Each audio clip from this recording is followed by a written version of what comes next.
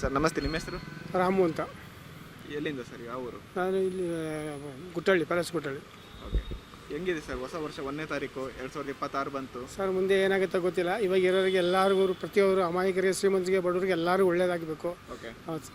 ಒಳ್ಳೇದಾಗಬೇಕಂತ ಇದು ಮಾಡಿದ್ರೆ ಕಳೆದ ವರ್ಷ ಏನಾಗಿತ್ತು? ಕಳೆದ ವರ್ಷದ ಹೋಗ್ಬಿಟ್ಟು ಇವಾಗ ವರ್ಷಕ್ಕೆ ಒಳ್ಳೇದಾಗಬೇಕು. ಓಕೆ, ಕಳೆದ ವರ್ಷ ಒಳ್ಳೇದಾಗಿತ್ತಾ? ಇಲ್ಲ ಸರ್, ಇಲ್ಲ, ಬಡವ್ರ ಬಗ್ಗೆಲ್ಲ ತುಂಬ ಕಷ್ಟನೇ. ಕಷ್ಟ ಇರೋರಿಗೆ ಒಳ್ಳೇದು, ಇಲ್ಲದೆ ಹೋದ್ರೆ ಕಷ್ಟನೇ.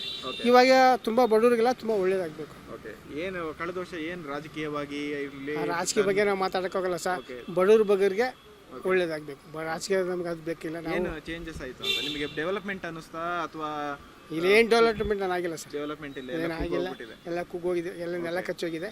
ನೆಕ್ಸ್ಟು ಹೊಸ ವರ್ಷ 26ಕ್ಕೆ 2026ಗೆ ಎಲ್ಲರೂ ಒಳ್ಳೇದಾಗಬೇಕು. ಓಕೆ, ಇದು ಧಾರ್ಮಿಕವಾಗಿ ನೋಡೋದಾದರೆ ಕೆಲವೊಂದು ಡೆವಲಪ್ಮೆಂಟ್ ಆಗಿದೆ. ಅಯೋಧ್ಯೆಯಲ್ಲಿ ಶ್ರೀರಾಮ ಮಂದಿರದ ಅದೇ ನ್ಯಾಷನಲ್ ಇಂಪ್ರೂವ್ ಆಗಿದೆ. ಓಕೆ, ನಮ್ಮ ಸ್ಟೇಟ್ ಎಲ್ಲ ಸ್ಟೇಟ್ ವಿಷಯಕ್ಕೆ ಬಂದರೆ ಧರ್ಮಸ್ಥಳ ಕೇಸ್ ಅಂತ ಆಯಿತು.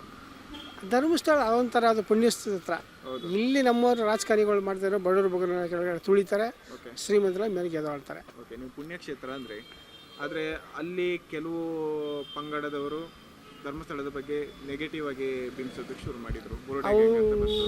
ಅವರು ಅದೆಲ್ಲ ಸ್ವಾತಂತ್ರ್ಯದೆಲ್ಲ ಬೇಕಾಗಲ್ಲ. ಕೆಲವರೆಲ್ಲ ರಾಜಕೀಯ ಪ್ರಯತ್ನ ಮಾಡೋರು ಕೆಲಸ ಇದ್ದಾರೆ. ಓಕೆ, ಧರ್ಮಸ್ಥಳನ ಟಾರ್ಗೆಟ್ ಮಾಡಲಾಗ್ತಿದೆ ಅಂತ ಹೇಳ್ತೀವಿ. ಕೆಲವರೆಲ್ಲ ಮಾಡ್ತಾರೆ.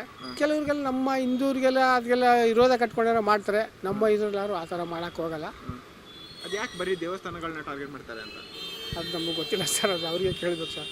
ಯಾಕಂದರೆ ಶಬರಿಮಲೆ ಆಗಿತ್ತು, ಆಮೇಲೆ ಈಶಾ ಫೌಂಡೇಶನ್ನ ಟಾರ್ಗೆಟ್ ಮಾಡಿದರು, ಆಮೇಲೆ ಧರ್ಮಸ್ಥಳ, ಹಿಂಗೆ ದೇವಸ್ಥಾನಗಳನ್ನ ಟಾರ್ಗೆಟ್ ಮಾಡಲಾಗ್ತಿದೆ ಅಂತ ಹೇಳ್ತಿದ್ದಾರೆ. ದೇವ್ರುಗಳ ಸ್ಥಾನ ಮಾಡಿದ್ರೆ ಅದನ್ನ ಗೌರ್ಮೆಂಟ್ ತೊಗೊಂಡ್ರೆ ಮುಜಾಯಿ ದುಡ್ಡು ಬರುತ್ತೆ, ಗೌರ್ಮೆಂಟ್ಗೆ ಒಳ್ಳೆ ದುಡ್ಡು ಬರುತ್ತೆ. ಆ ಥರ ಮಾಡ್ತಾರೆ. ಗೌರ್ಮೆಂಟ್ ಅವ್ರು ಮಾಡ್ತಿದ್ದಾರೆ, ಗೌರ್ಮೆಂಟ್ ಮಾಡ್ಕೊತಾರೆ. ಅವಾಗೆಲ್ಲ ಮುಂಚೆ ಈಗ ಅಲ್ಲಿ ಬಲಸಂಗ್ರಿ ದುಡ್ಡು, ಬಲಸಂಗ್ರಿ ಇದು ಗಾಳಿಯನ್ನು ದೇವಸ್ಥಾನ ಮಾಡಿಕೊಂಡ್ರು. ಅದು ಇದಿತ್ತು, ಅದು ಮುಜಾಗಿ ಮಾಡಿಕೊಂಡ್ರು.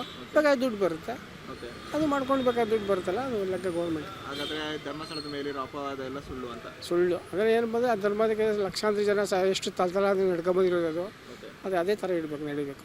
ಓಕೆ, ಕೊನೆಯದಾಗಿ ಧರ್ಮಸ್ಥಳ ಮತ್ತು ಧರ್ಮಾಧಿಕಾರಿಗಳ ಬಗ್ಗೆ ಏನು ಹೇಳ್ತೀರಾ? ಅವ್ರ ಬಗ್ಗೆ ನಾವು ಎಷ್ಟು ದೊಡ್ಡವರು ಯೋಗ್ಯತೆ ಇಲ್ಲ ಸರ್ ನಮಗೆ. ಅವ್ರು ದೊಡ್ಡ ತಂದೆಯಲ್ಲಿ ಬೆಳೆದಿರೋರು. ಓಕೆ.